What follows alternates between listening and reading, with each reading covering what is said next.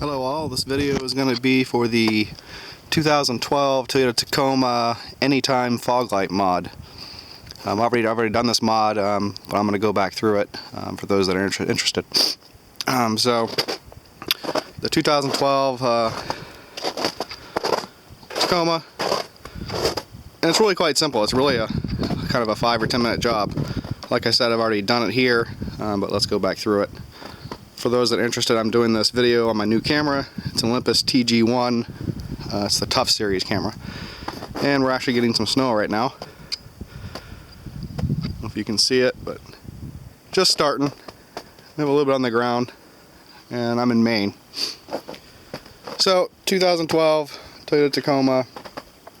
And really all you're doing, kind of the gist of this is, typically when you have your running lights on, there's no power supplied to the fog light relay, which is right here on the 2012.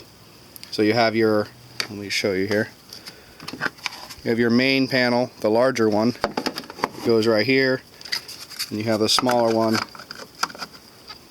that goes right there, and this is the driver's side. So I've taken those off. So typically when you have just your no headlights on, there's no power supplied to one of the prongs on this relay. And also, when you turn your brights on, the power is cut to this prong on the fog light relay. So in other words, if you have your fog lights on, the button switched in your cab on, but your lights aren't on, your fog lights won't come on because there's no power going to this prong. The same thing when you turn on brights. As soon as you turn your brights on, it automatically cuts your power here, so your fog lights go off. So let me show you what it looks like right now after I've done the mod.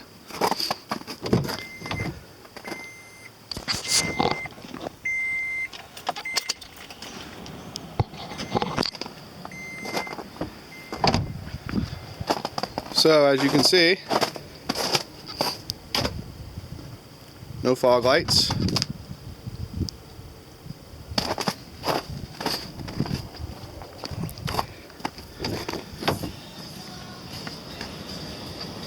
Turn the fog lights on.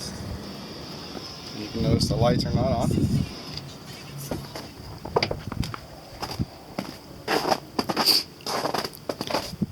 Now my fog lights are on. There's actually no running lights on, no headlights, but both lights are on.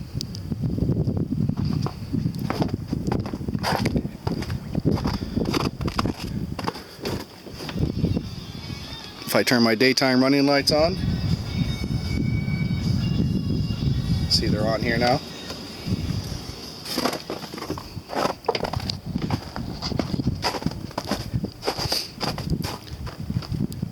Daytimes are on, fogs are on.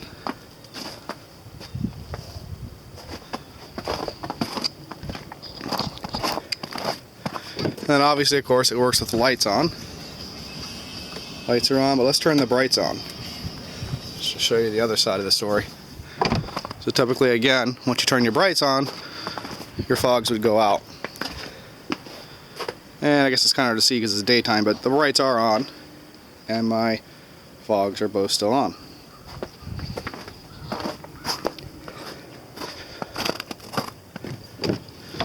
Alright, so let's cut all that off.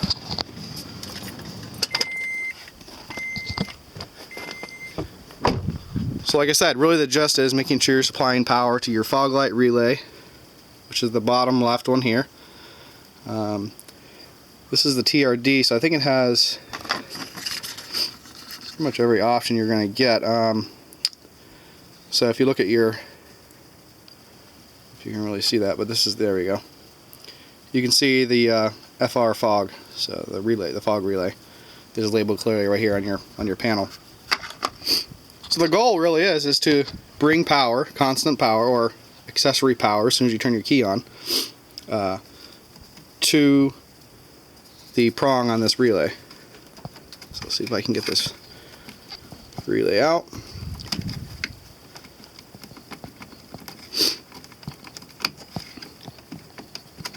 There we go.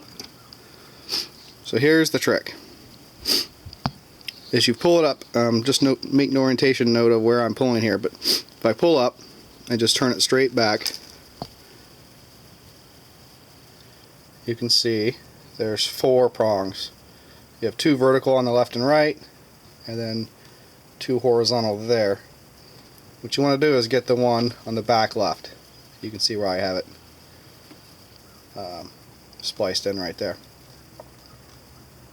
So all you're going to do is take a pair of pliers and slowly bend that prong out.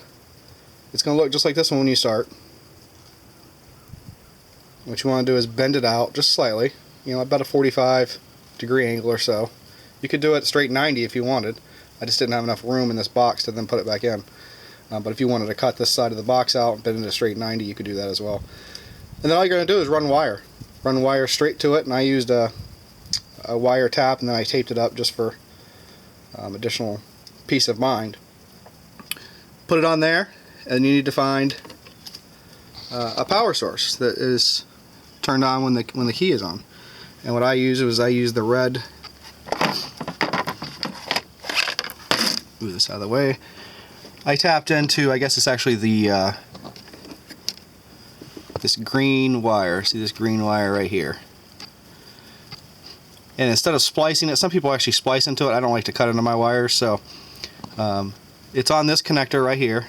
It's going to be the very top first one on the left, right next to the larger connector here. And it's the first pin. It's the very first pin. That's that green wire. Hopefully you can see that right in there. So all I did was put a connector on here and just kind of poke this, my tap wire, this red wire that I'm using here, just poked it down in there so I'm touching the connector. So that means I now have power. As soon as I turn the key on, this red wire, which I routed over here, goes down over here into that relay that you saw I bent up there. So now as soon as you turn your key on, you now have a constant supply of power to your Foglight relay right there. And you're bypassing, when you plug it back in, that one you bent out is not going to go back in that hole. It would be this hole right here typically. Because that's the one that gets the power cut to it when you have either no headlights or your brights on. So just bend that out, run a wire from there to that prong, and then push your relay back in. It's not going to seat perfectly anymore. It's not going to seat as flush as the one in front of it because you do have it bent out. If you bent it out at the 90 like you could, it would set quite a bit more flush, but then you'd have to cut out a piece of this plastic here just so that prong can fit in there. So I didn't want to go to all that because I wanted this to be completely reversible. If I ever had to either sell it or take it to the dealership, this is completely reversible.